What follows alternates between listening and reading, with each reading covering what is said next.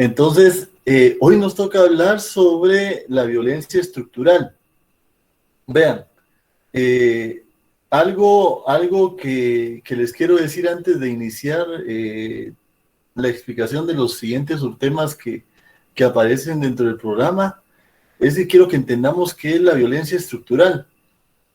Y la violencia estructural es la que se genera desde el mismo Estado, fíjense ustedes.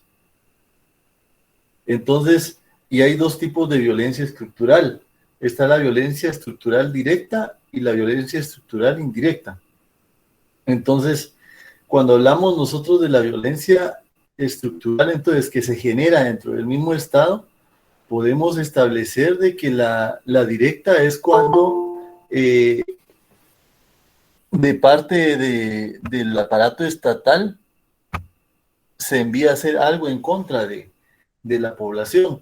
Un ejemplo, durante el conflicto armado interno, muchas veces, ya sea por medio de la Guardia de Hacienda, del Ejército, de la Policía Nacional, en ese entonces no era Policía Nacional Civil, y de otros entes determinados que tenían o la protección estatal o eran parte del Estado, venían y ejecutaban cosas en contra de la población. Entonces, eso que era forma directa, que eran órdenes de personas que ostentaban el poder, esa es la violencia estructural directa. Cuando ustedes oyen de que hay ejecuciones extrajudiciales dentro de un sistema de administración del poder, eso también es violencia estructural directa. Cuando hablamos de la violencia estructural indirecta es cuando de alguna forma el Estado no cumple con dar, parece que dar el acceso a los servicios y beneficios a la población. Como lo vimos en la misma definición de derechos humanos, ¿verdad? Ustedes, a todos los derechos que tenemos las personas en nuestra dignidad, a tener los accesos a las situaciones como trabajo, educación, salud, vivienda, etcétera, etcétera, ¿verdad? Nosotros habíamos visto que dentro de una de las definiciones que le di, hablábamos de los derechos económicos, sociales y culturales y de los derechos civiles y políticos. El no saber administrar eso y el no darle el acceso a eso a la población, de alguna manera causa una violencia en contra de la población también, entre otras cosas. Entonces, podemos ver que aquí ya tenemos entonces el punto de partida de lo que va a ser la clase de hoy, pero vamos a iniciar repitiéndoles nuevamente que la violencia estructural es la que se genera desde el mismo Estado, como violencia en contra de las personas. Hay violencia estructural directa y hay violencia estructural indirecta. Ustedes, si quieren, pueden hacer un esquemita ahí fácil, ¿verdad? Directa e indirecta. Directa cuando el aparato estatal de alguna manera hace algo en contra de la población por órdenes directas de algún funcionario o de alguien que ostenta el poder, o de alguien al que le permite el mismo poder hacer las cosas, ¿verdad? Ya les di ejemplos del conflicto armado y ya les di ejemplos de ejecuciones extrajudiciales. Hagan de cuenta ustedes de que anda un grupo organizado matando, por lo menos, dijeron, por lo menos mareros, ¿verdad? Pero quien lo patrocina o quien le da la permisibilidad es quienes están en gobernación. Ejemplo, no estoy diciendo que existen, solo les estoy dando un ejemplo. O quien ostenta un poder más grande, entonces, si están protegidos de alguna forma, es una violencia estructural directa, porque sí tiene conocimiento quien ostenta el poder. La indirecta es cuando el dejar de hacer, el lavarse las manos, el no hacer, el no prestar los servicios públicos, el no acceso a la educación, a la salud, a la vivienda, a la recreación, a la cultura, entre otras cosas, a la seguridad, y así sucesivamente todos los derechos que ya hemos mencionado con ustedes. Esa es la violencia estructural indirecta cuando quienes ostentan el poder no les dan la garantía o el acceso a cada uno, ¿verdad? Entonces, desde el punto de vista de los derechos humanos, porque también hay otros, desde el punto de vista de varios estudios, también de alguna forma se puede tipificar de otras maneras y todo, pero es una forma de estudiar desde el punto de vista de los derechos humanos y desde el punto de vista social, la violencia estructural, tanto directa como indirecta. No sé si Hazel quiere hablar algo. Sarina Coso, me hace favor de... No sé si quiere hablar algo o me hace favor de bajarle volumen al micrófono. Gracias, gracias. Entonces, lo primero que vemos nosotros en el programa que ustedes tienen como subtítulo, entonces ya ahorita les expliqué qué es la violencia estructural directa e indirecta, para que ya mentalmente ya tengamos nosotros claro qué significa. En el programa podemos ver nosotros de que el primer subtítulo que aparece en violencia estructural es la pobreza. Pero desde ese punto de vista tenemos que hablar a qué se refiere la pobreza. Miren, en Guatemala tenemos mucha población en pobreza, pobreza extrema y así sucesivamente. Son pocos quienes realmente pueden decir ostentan una cantidad económica que pueden llamarse que viven en riqueza, ¿verdad?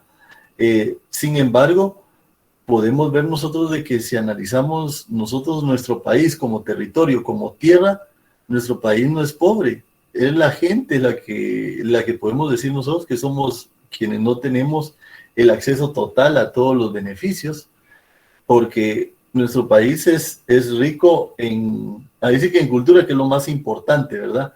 Pero es rico también en el hecho de que se pueda sembrar cualquier cosa en cualquier parte de nuestro territorio.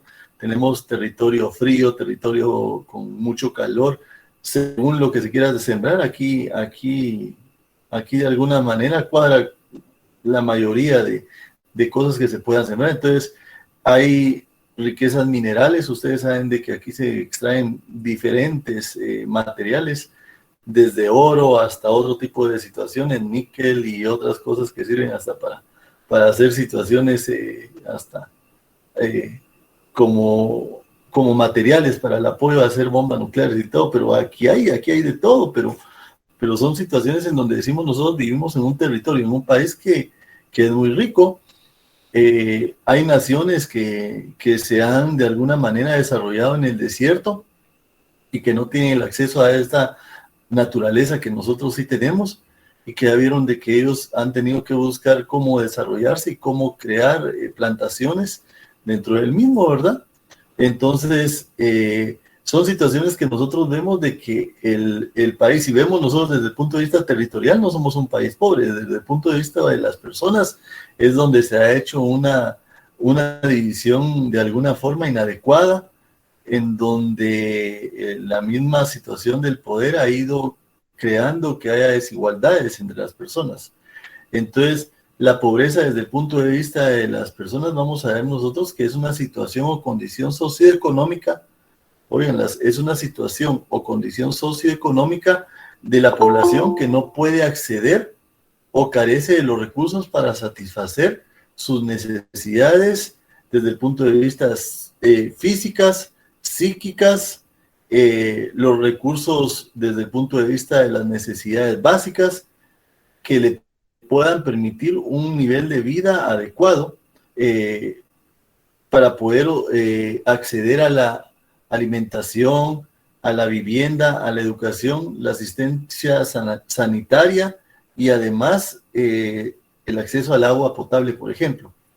Solo voy a ver qué hora es, muchachos, para ver si dejo entrar. Sí, todavía puedo dejar entrar ahí a alguien más.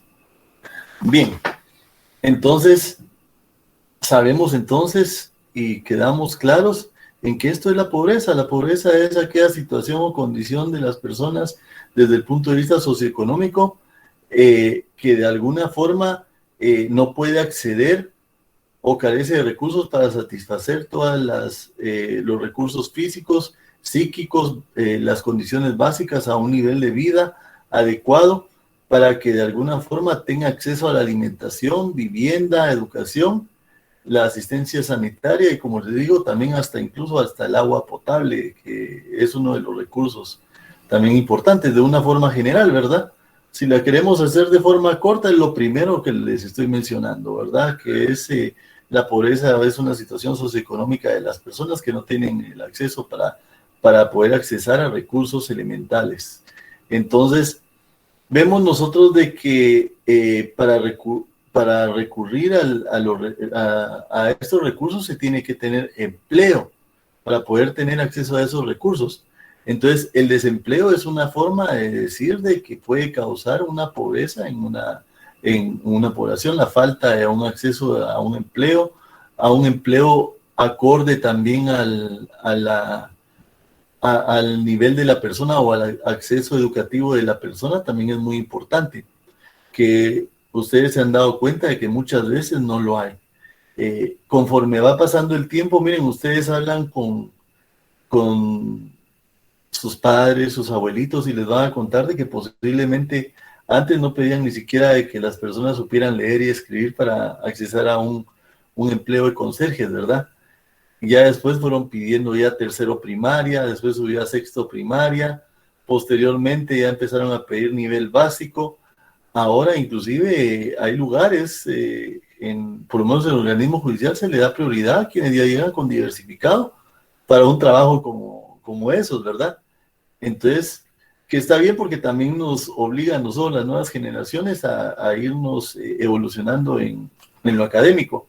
Sin embargo, vemos nosotros de que, si bien es cierto, se exige más muchas veces para un puesto, no hay puestos adecuados para las personas según sea su nivel.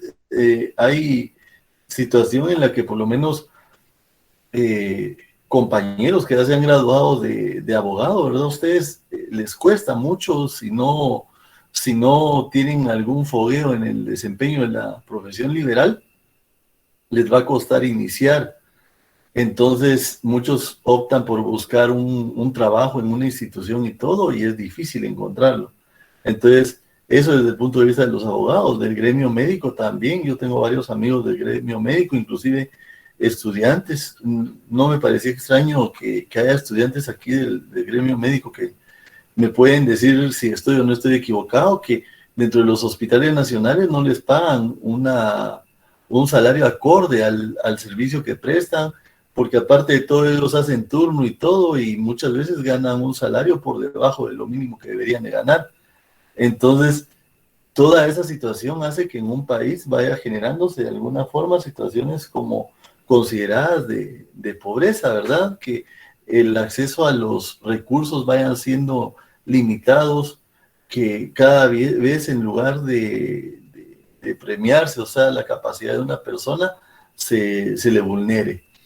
En el caso de nuestras áreas marginales, en el caso de la situación de nuestra población, que, que no vive en el área urbana y que vive en el área rural, es importante que sepamos nosotros de que no tienen el mismo acceso que nosotros. Creo que ya les he mencionado en alguna oportunidad de esto, de que nosotros, aunque mal aquí en la ciudad de Guatemala, tenemos acceso a hospitales que cuesta encontrar ahora camas y todo, que cuando no estaba la pandemia, inclusive los servicios podían ser muy malos y todo, pero los teníamos, ¿verdad? Pero en el área rural muchas veces son muchos kilómetros a pie, a veces no entran ni siquiera vehículos los que tienen que recorrer para sacar a un paciente, ¿verdad? La educación, ustedes saben muy bien de que, bueno, por suerte ahorita la Universidad de San Carlos se está expandiendo un poquito más con extensiones, pero eh, sigue estando en el área urbana de cada uno de los departamentos, y el área rural no tiene el mismo acceso. Muchas personas muy inteligentes y que quisieran estudiar no lo logran y se tienen que dedicar a otros trabajos muy honorables y muy respetables, pero que ellos podrían ser unos excelentes profesionales, ¿verdad? Pero no se tiene una cobertura adecuada de educación, tanto superior, que es la que les estoy dando yo ejemplo, como la educación misma que provee el Ministerio de Educación. Y así sucesivamente podemos ver nosotros los beneficios de la recreación, ¿verdad? Ustedes aquí tenemos nosotros algunos parques, algunos lugares para hacer deporte en las comunidades, no, ¿verdad? Ahí sí que a campo abierto y a lo que tengan. Y son situaciones que generan eso. Y como les digo, vivimos en un país que es rico en recursos, pero pobre en la distribución de los bienes que se poseen. Entonces vemos nosotros de que de alguna forma, cuando hay desempleo, hay una falta de ingresos, hay una falta de un nivel económico de acceso a los mismos, y vemos nosotros de que eso puede ser causas de un proceso de exclusión social. en donde, como los ejemplos que les estoy dando yo a ustedes, que hasta profesionales se ven de alguna manera en esa situación de que no consiguen el acceso al empleo. Vemos de que de alguna manera hay una marginación para muchos sectores de nuestra población. Nuestro país es un país considerado de tercer mundo, ¿verdad? Algunos dicen, no, pero ya estamos en desarrollo, país en desarrollo. Pero no, nuestro país realmente, nuestra realidad es que somos un país dependiente y de tercer mundo. Entonces, se da mucha esta situación y el acceso a la canasta básica, ¿verdad? No sé si ustedes se han dado cuenta de que ese acceso a la canasta básica, últimamente ustedes se han dado cuenta de que la gasolina está subiendo, los insumos, si ustedes van al mercado, al supermercado, donde sea, de a poquito en poquito ustedes han visto de que han ido subiendo, pero el salario no. Entonces, la canasta básica mínima puede costar el doble de lo que gana alguien en un su salario, ¿verdad? Ustedes, y depende de la familia que tengan. Si es una familia numerosa, es mucho más delicado aún. Entonces, todas estas situaciones hacen que se den problemas y que haya un problema de subdesarrollo en nuestra población. Entonces, eso es el enfoque que yo les puedo dar así de forma resumida de lo que es pobreza. No sé si alguien tiene algún comentario antes de continuar con lo que es el derecho al desarrollo y sus garantías, o quieren comentar algo, no sé, para que no digan que solo yo hablo. Buenas noches, Lick. Buenas noches, Armando. ¿Se puede decir entonces que la violencia estructural indirecta es cuando el Estado no cumple con los derechos que están contemplados en la Constitución? Podría ser. Exacto, cuando incumplen. Pero como te digo, eso desde el punto de vista de los derechos humanos, aunque nosotros sabemos de que cuando una autoridad está el delito de incumplimiento de deberes, por ejemplo, ¿verdad? Ese es un delito que ya se le puede encuadrar, depende de la situación, a la autoridad, ¿verdad? Este es un estudio desde el punto de vista de derechos humanos para buscar el desarrollo en los mismos. Gracias, Lick. Vaya, hermano. ¿Alguien más tiene algún comentario? Hoy las damas están en silencio y siempre son muy participativas y eso es muy bueno. Que sean participativas, no que estén en silencio, eso no es bueno. Bien, entonces ya tenemos claro eso. Entonces, miren, aquí en Guatemala se han hecho informes sobre el desarrollo humano de las personas. En 2019, de alguna manera, se hizo de parte del Programa de Naciones Unidas para el Desarrollo. No sé si ustedes han oído de la PNUD. De alguna forma, un análisis sobre la situación de la población. Entonces, vemos de que desde el punto de vista mundial se establece que 1 de cada 5 habitantes del mundo vive en situación de pobreza o pobreza extrema. 1 de cada 5 a nivel mundial. Pero en nuestro país, ustedes se han dado cuenta, nuestra realidad es más de 1 de cada 5, ¿verdad? Entonces, para la PNUD, 1.500 millones de personas no tienen acceso a saneamiento, a agua potable, a situaciones o recursos básicos, a la electricidad, a la educación, a canasta básica, al sistema de salud, y de alguna manera hace que sus carencias económicas sean incompatibles con decir nosotros que tienen una vida digna. Ahora que ya sabemos nosotros qué es el valor dignidad, podemos decir, no se aplica entonces el poder del Estado cuando no se protege a las personas a tener el acceso. Miren, sabemos muy bien que hay personas que no les gusta trabajar, eso también existe, ¿verdad ustedes? Pero las oportunidades para los que quieren trabajar y que tienen las potestades faltan. Ustedes han visto de que hay mucha gente buscando trabajo, gente calificada y gente honesta que no tiene acceso a eso. Y aparte, agreguémoslo nosotros la discriminación. Yo les voy a decir algo y lo digo siempre como un ejemplo. Y no me da pena, no me da vergüenza porque a mucho orgullo, la mayoría de mis mejores amigos son de la colonia donde yo crecí. Yo crecí en una colonia popular, pero cuando yo me y les voy a decir cuál es, ¿verdad? Pero les voy a comentar que cuando yo ponía, por lo menos, colocaba de que yo estudiaba ahí, inclusive hasta costó de que me aceptaran en un colegio de la zona 1, imagínense ustedes, que yo vivía en esa colonia, costó que me recibieran en un colegio de la zona 1, es más, yo no quería estudiar ahí, pero como por insistencia de mi abuelo tuve que hacerlo, ¿va? Pero vemos de que hay una discriminación hacia personas porque son de tal lugar o porque tal y tal cosa.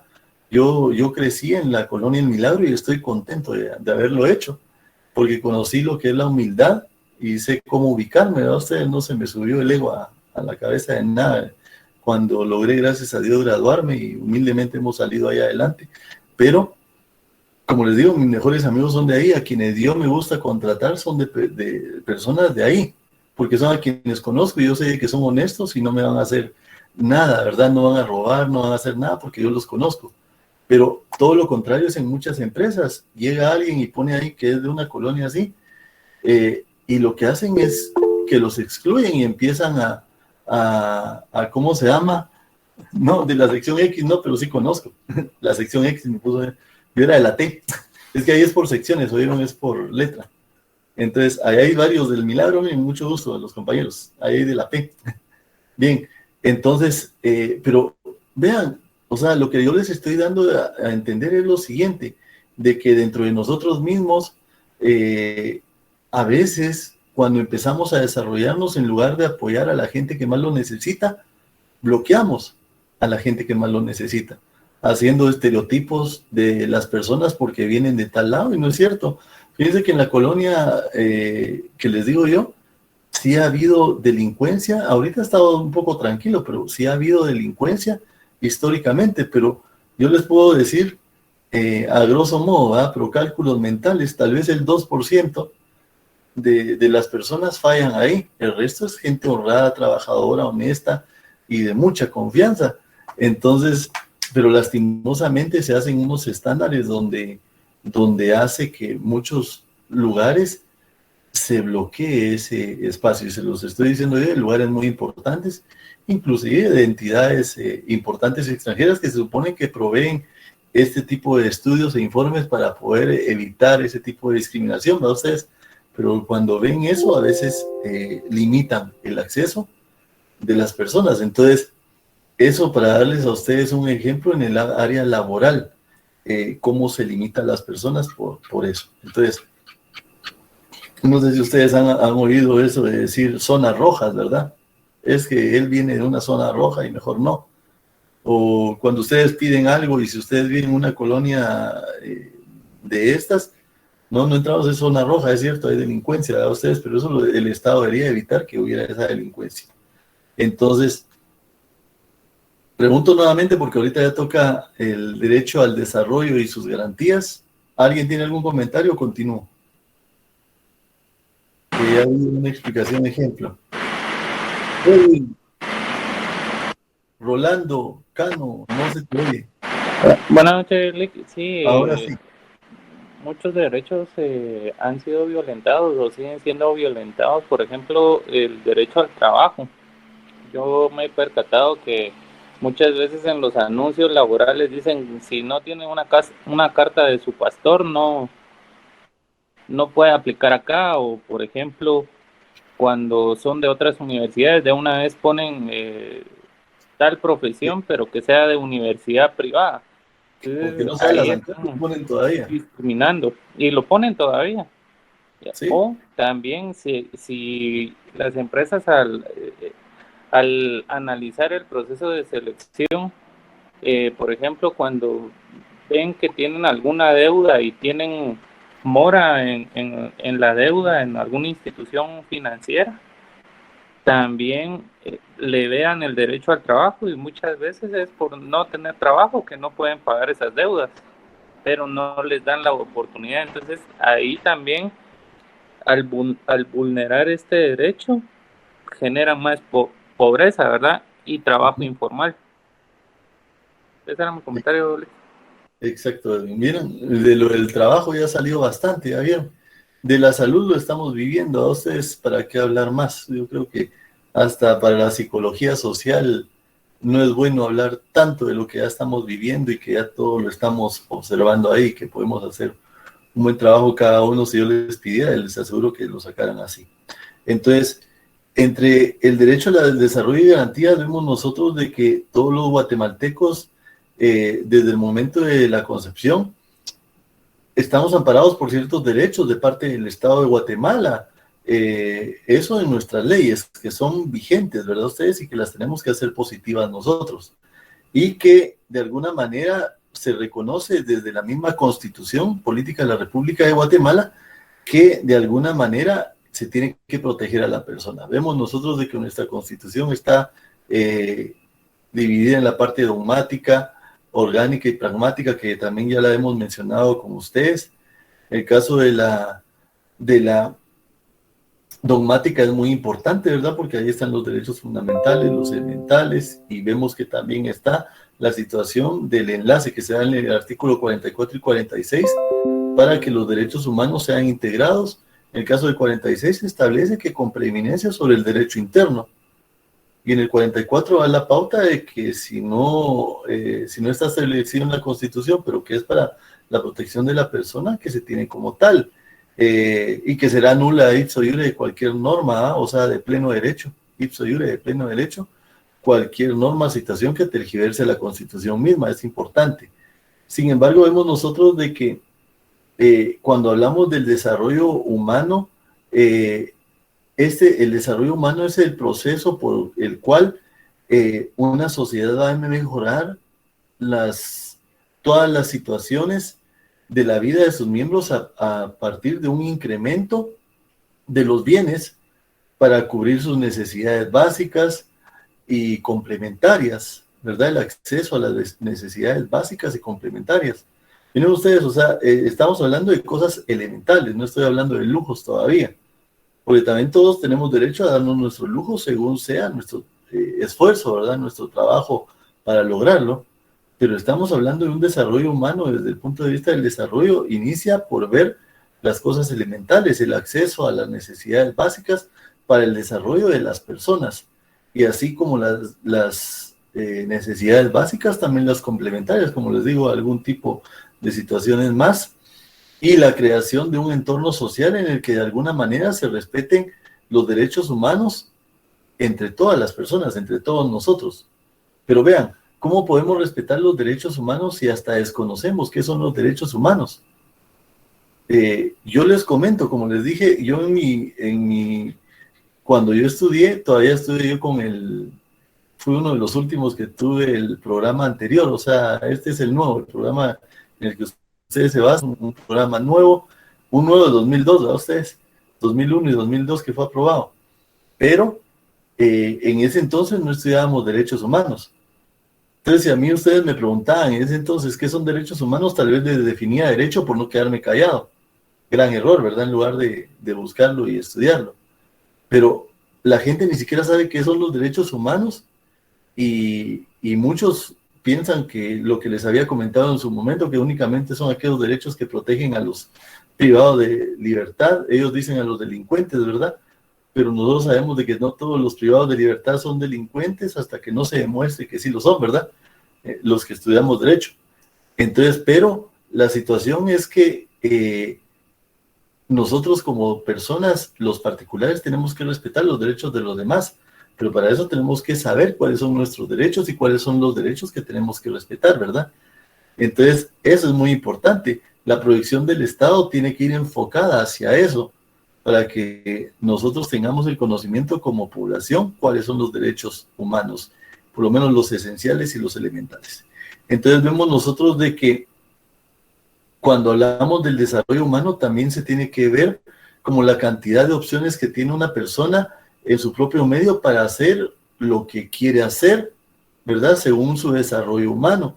Y podría definirse que el desarrollo humano entonces es una forma de medir la calidad de vida del ser humano en el medio en el que se desenvuelve, ¿verdad? El desarrollo humano es la forma de medir la calidad de vida en el medio en el que se desenvuelve.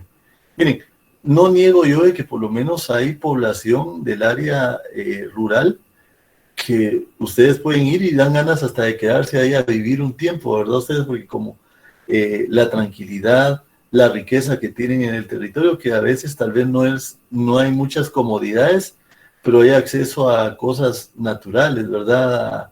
A plantas, a frutas, a verduras y todo eso. Viven muchas veces, que decimos nosotros, pero viven felices. Pero la felicidad no es únicamente estar en un entorno así tan lindo como lo tienen ellos, sino que también el acceso en igualdad, ese derecho a igualdad que tenemos plasmado en la Constitución, y que ellos también tendrían que tener el derecho a tener el acceso a todos los beneficios que tenemos los que vivimos en el área urbana. Una de las razones por las que hay pobreza, mucha pobreza aquí en el área urbana, también es esa. Vean, muchas personas ven que sus hijos no van a poderse desarrollar en la población donde viven, y dicen, nos vamos a Guatemala. Y así fue como se han asentado, se han hecho muchos asentamientos en nuestra ciudad, porque es persona que tienen las necesidades muchas veces y de alguna forma tienen que tomar de algún lugar donde vivir. También les quiero comentar algo, hay otras personas que se aprovechan de la necesidad de estas personas, que inclusive les cobran para organizar grupos e invadir. Y esas personas se han vuelto millonarias y se quedan con propiedades en cada lugar que invaden y viven así, ¿verdad ustedes? Y que yo creo que también a esas personas se les debe juzgar, a quienes utilizan a las personas por su pobreza. Pero también ha fallado desde el punto de vista estatal nuestros funcionarios para poder dar acceso a la vivienda a estas personas cuando vienen a la ciudad. Pero miren, no hubiera de alguna manera, tanta persona viniendo a la ciudad a tratar de vivir aquí, si tuvieran el mismo acceso allá en donde viven, ¿verdad? Eso es como, por ejemplo, nuestros familiares que se han ido a Estados Unidos. Les aseguro que ellos prefirieran estar aquí, si hubiera el acceso a los mismos beneficios que tienen allá. Les apuesto que preferirían vivir aquí en su tierra, en donde no les van a tratar mal, en donde de alguna forma se les respeta mucho más la dignidad posiblemente, pero que buscan un lugar en donde puedan desarrollarse y darle un mejor nivel de vida a sus hijos. Eso mismo pasa también a nivel Guatemala, cuando personas del área rural se tienen que venir para acá, buscando todos los beneficios que no se tienen allá, y como les digo, tal vez con un mal acceso a la salud aquí en la parte urbana, pero se tiene a la educación. Ya vieron ustedes de que en el caso de la Universidad de San Carlos, ustedes se tienen que hacer un examen, no entran todos, pero los que entran lo logran y tienen por lo menos la posibilidad de participar para tratar de entrar y de insistir otros años para ver si pueden hacerlo. Hay lugares donde ni siquiera eso. Me gustaría más que fuera educación libre, la educación superior, ¿verdad ustedes? Pero cuando es clases presenciales, no cabemos en un salón. Entonces falta de recursos también, porque el Estado no cumple ni siquiera con darle el 5% a la Universidad de San Carlos de Guatemala, y que ya hay resoluciones de la Corte de Constitucionalidad que obliga a hacerlo.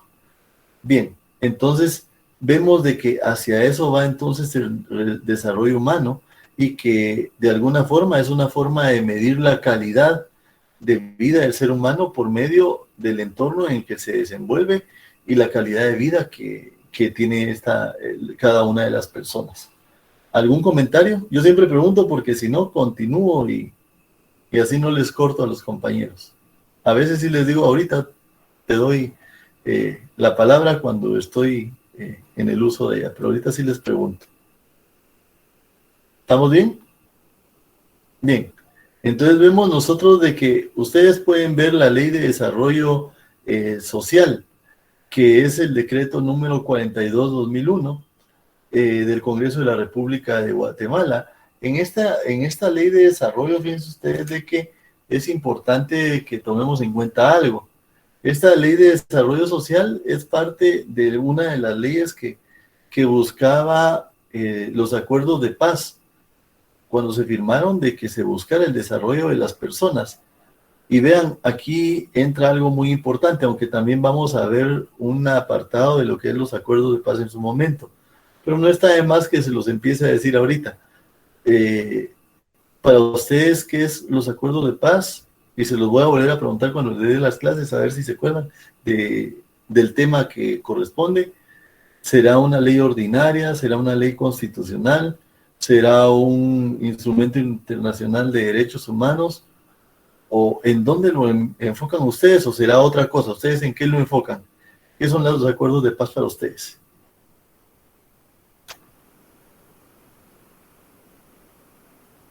¿Quién me contesta eso? Bueno, yo creo que es un compromiso que el Estado adquirió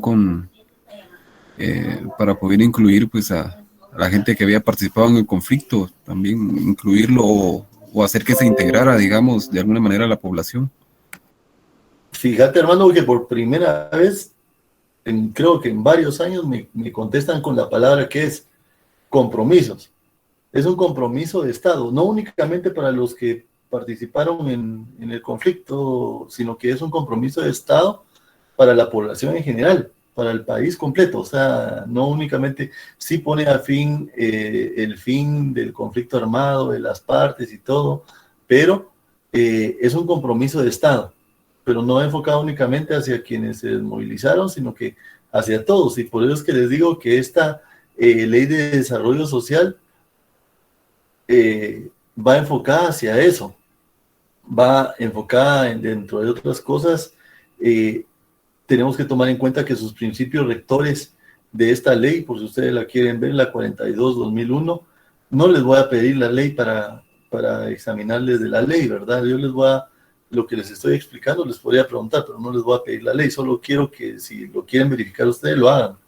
Sus principios rectores ustedes van a encontrarlos ahí, que son la igualdad, la equidad, la libertad, la familia, el derecho al desarrollo, los grupos que tienen que tener especial atención también se habla ahí, y sobre todo, algo muy importante que está también en el Código Municipal, la descentralización, porque todo se centraliza en la urbe.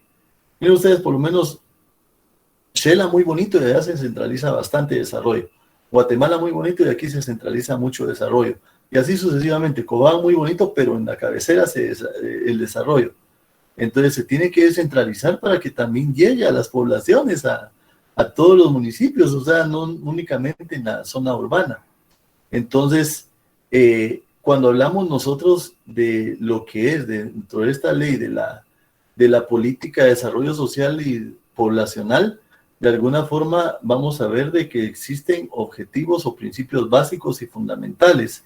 Y ahí esos objetivos que ustedes van a encontrar en esta ley, van a encontrar ustedes que hay una obligación del Estado, hay políticas públicas, hay planes y programas, análisis demográfico, atención a la familia, está también lo que es la paternidad y maternidad responsable, y de alguna manera también se habla de los sectores de especial atención, los sectores más vulnerados. Entonces es importante que nosotros veamos de que existen leyes, pero que las tenemos que hacer valer, ¿verdad ustedes? Pero las leyes que están deben de positivizarse, hacerse valer, hacerse cumplir, pero los derechos humanos no se limitan únicamente a eso, como les dije yo en la definición cuando empezamos la clase, sino que van mucho más allá y buscar el desarrollo de las poblaciones, buscando nuevos derechos y una aplicación real y de políticas públicas para las personas. Entonces, eso es lo que yo les tenía que hablar hoy. No sé si ustedes tienen algo más que agregar o alguna pregunta antes de despedirme, que hoy sí les cumplí con lo de dar 40 minutos, miren, y ni lo sentí. ¿Alguna duda? ¿Comentario? No, licenciado, todo claro, muchas gracias. Bien, entonces gracias, Giancarlo. Éxitos a todos y bendiciones. Que todo les salga bien. Gracias, buenas noches. Gracias.